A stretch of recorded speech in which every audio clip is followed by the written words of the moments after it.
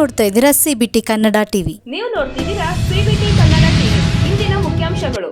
ಮುನಿರತ್ನ ಪ್ರಕರಣ ತನಿಖೆಗೆ ಎಸ್ಐಟಿ ರಚಿಸಿ ಒಕ್ಕಲಿಗ ನಾಯಕರಿಂದ ಸಿಎಂಗೆ ಮನವಿ.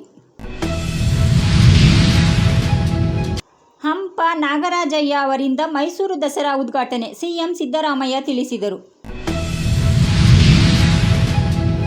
ಮಂಡ್ಯ ಅಪಘಾತದ ಗಾಯಾಳುಗಳ ಯೋಗಕ್ಷೇಮ ವಿಚಾರಿಸಿದ ಶಾಸಕರಾದ ಮಧು ಜಿ ಮಾದೇಗೌಡ.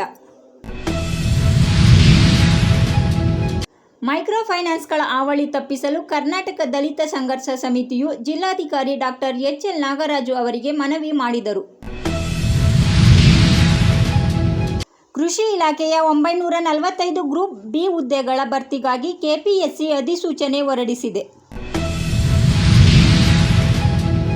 ಮಂಡ್ಯ ಅಂಬೇಡ್ಕರ್ ವಿವಿಧೋದ್ದೇಶ ಸಹಕಾರ ಸಂಘದ ಸರ್ವ ಸದಸ್ಯರ ಮಹಾಸಭೆ ಸೆಪ್ಟೆಂಬರ್ 22ರಂದು ನಡೆಯಲಿದೆ. ಮಂಡ್ಯದಲ್ಲಿ ಪರಿಶಿಷ್ಟ ಜಾತಿ ಒಳ ಮೀಸಲಾತಿ ಜಾರಿಗೆ ಆಗ್ರಹ. ದಸರಾ ವೇಳೆಗೆ ಕಾವೇರಿ ಆರತಿ ಪ್ರಾರಂಭಿಸಲು ಚಿಂತನೆ ಕೃಷಿ ಸಚಿವರಾದ ಎನ್. ಚೆಲುವರಾಯಸ್ವಾಮಿ ತಿಳಿಸಿದರು. ಕೇಂದ್ರ ಸರ್ಕಾರ ಸ್ವಾಮ್ಯದ ಕಂಪನಿ ಜಪಾನ್ಗೆ ಮಾರಾಟ ಎಚ್.ಡಿ. ಕುಮಾರಸ್ವಾಮಿ ಅನುಮೋದನೆ. ಎಚ್ಡಿಕೆ ಬಿಎಸ್ವೈ ಜಂಟಿ ಹಗರಣ ಯಡಿಯೂರಪ್ಪಗೆ ಮತ್ತೆ ಸಂಕಷ್ಟ ಸಮನ್ಸ್ ನೀಡಿದ ಲೋಕಾಯುಕ್ತ.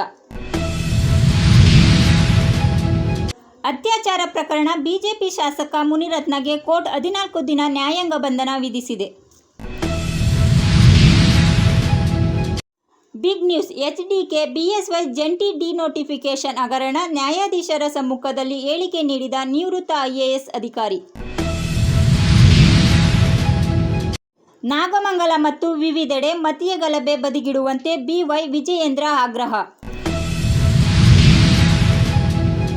ಕೆಆರ್ಪೇಟೆ ಏಷ್ಯಾ ಖಂಡದ ರೈತರ ಮಹಿಳಾ ನಾಯಕತ್ವ ಥೈಲ್ಯಾಂಡ್ ದೇಶದ ಸುಪಾನ್ಬುರಿ ಪಟ್ಟಣದಲ್ಲಿ ಇಂದು ಆರಂಭ. 87ನೇ ಅಖಿಲ ಭಾರತ ಕನ್ನಡ ಸಾಹಿತ್ಯ ಸಮ್ಮೇಳನಕ್ಕೆ ಆಹ್ವಾನಿಸಲು ಜಿಲ್ಲೆಗಳಲ್ಲಿ ಕನ್ನಡ ಜ್ಯೋತಿ ರಥ ಸಂಚಾರ.